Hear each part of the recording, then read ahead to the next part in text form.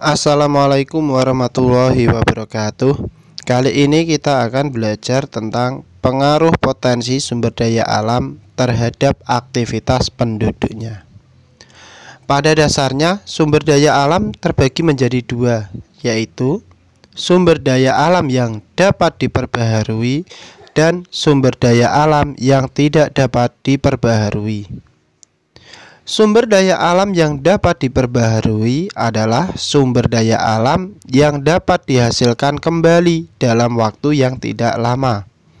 Contohnya, hewan, tumbuhan, air, udara, tanah, sinar matahari, dan juga angin. Jadi, kesemua contoh tadi apabila habis, bisa diperbarui atau dihasilkan kembali dalam waktu yang tidak lama.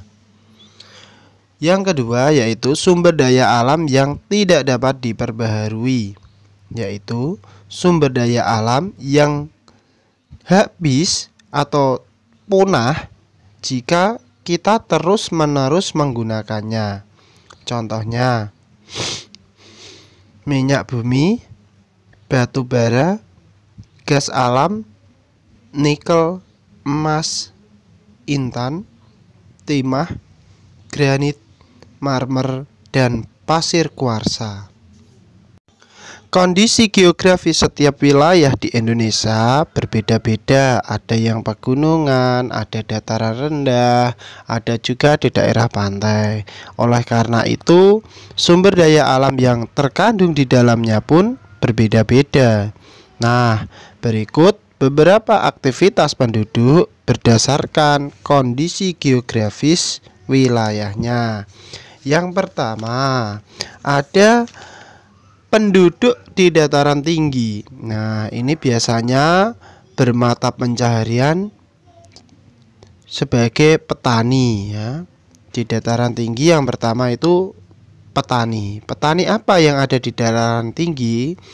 Karena suhu tidak terlalu panas ya, karena di dataran tinggi itu dingin, tidak terlalu panas, maka tanaman yang cocok antara lain teh, kakao, dan kopi ya. Kakao itu coklat ya. Lalu ada sayuran seperti tomat, cabai, kol, brokoli, semuanya ditanam di daerah dataran tinggi. Yang kedua ada sektor peternakan ya, ini peternak ini. Dengan udara yang sejuk, rumputnya juga banyak di sana. Oleh karena itu cocok untuk peternakan. Misalnya sapi perah, kambing, kelinci, ayam pedaging, dan juga ayam petelur. Yang ketiga, ada juga mata pencahariannya yaitu berupa buruh perkebunan. Karena tadi banyak tanaman, banyak kebunnya, maka banyak penduduk yang bekerja sebagai buruh perkebunan. Antara lain buruh di perkebunan teh, perkebunan kopi, perkebunan cengkeh ya. Selanjutnya, mata pencaharian penduduk di daerah dataran rendah.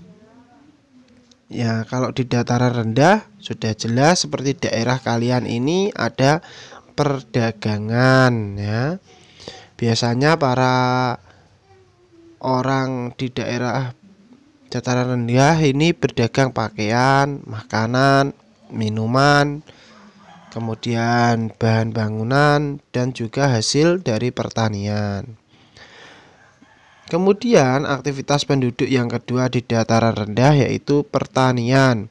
Sebagian besar mata pencaharian masyarakat yang di dataran rendah yaitu petani, utamanya petani padi. Ada juga tebu, ketela, dan juga palawija. Lanjutnya jasa.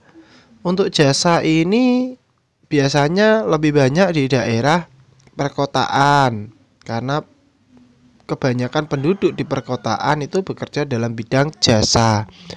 Jasanya apa? Biasanya menjadi karyawan, penjahit, lalu ada karyawan perusahaan juga. Yang ketiga, penduduk di daerah pantai. penduduk daerah pantai aktivitasnya itu pasti kalian tahu, yaitu sebagai nelayan. Ya, banyak dari mereka yang bekerja sebagai nelayan. Lalu ada juga petambak garam, karena dekat dengan pantai mereka membuat kolam-kolam, kemudian dimasukkan air laut dan dibuat garam. Yang ketiga ada juga perikanan. Ya, perikanan ini diusahakan dalam bentuk kolam luas yang disebut dengan tambak. Ya. Kemudian ikan-ikan dibudidayakan seperti ikan bawal, ikan bandeng, dan ikan lobster. Nah, selanjutnya, apa sih sumber daya alam itu? Sumber daya alam yaitu segala sesuatu yang berasal dari alam dan dapat digunakan untuk memenuhi kebutuhan hidup manusia. Sumber daya alam dibedakan menjadi dua, yaitu sumber daya alam hayati dan sumber daya alam non-hayati. Sumber daya alam hayati ini adalah sumber daya alam yang berasal dari makhluk hidup. Biasanya berasal dari tumbuhan ataupun hewan.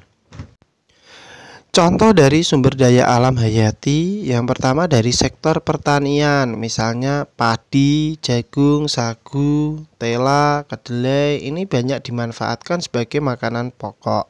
Kemudian dari sektor perkebunan, biasanya ada biji kopi, teh, kapas, sawit, dan pohon karet yang biasanya digunakan sebagai bahan-bahan kebutuhan sehari-hari. Lalu yang ketiga, tumbuhan. Ini banyak dari manusia memanfaatkan tumbuhan untuk mencukupi kebutuhan hidupnya.